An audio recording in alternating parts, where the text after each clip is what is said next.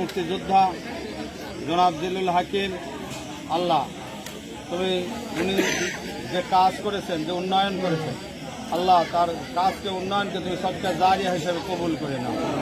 আল্লাহ মাননীয় প্রধানমন্ত্রী জননেত্রী শেখ হাসিনার কাছ থেকে আল্লাহ এত উন্নয়ন এনেছেন। মাননীয় প্রধানমন্ত্রী জননেত্রী শেখ হাসিনা আল্লাহ তুমি আবার প্রধানমন্ত্রী হওয়ার তৌফিক দান করে দাও। আমাদের এমপি মহোদয় পাংশা, কালোখালী, বালিয়াকান্দি যে অভূত স্মরণকালের উন্নয়ন করেছেন, আল্লাহ এই স্মরণকালের উন্নয়ন আল্লাহ তুমি সরকার জারিয়া হিসেবে কবুল করে নাও। রব্বুল আলামিন আমাদের এমপি মহোদয় তার পরিবার পরিজন সহ আল্লাহ তুমি তাদের সুস্থতা দান করে দাও, তাদের নেক হায়াত দান করে দাও।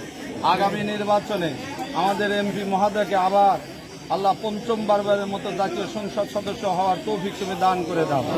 আল্লাহ বাংলাদেশ সরকারের মন্ত্রী পরিষদের একজন সদস্য হওয়ার তৌফিক দান করে দাও। রব্বুল আলামিন বিশেষ করে মাওলা আমাদের মিজানুর রহমান মজনু আমাদের এমপি মহোদয়ের কাছ থেকে যে উন্নয়নের কাজ আনছে, আল্লাহ তুমি তার এই উন্নয়নকে কবুল করে নাও। রব্বুল আলামিন বিশেষ করে মাওলা যারা ষড়যন্ত্র করছে, আল্লাহ তাদেরকে সঠিক বুঝ দান করো। যারা ষড়যন্ত্র করছে তাদের সকল ষড়যন্ত্রকে নস্যাৎ করে দাও। আয় আল্লাহ আমরা যারা হাত তুলেছি আমাদের পরিবার পরিজন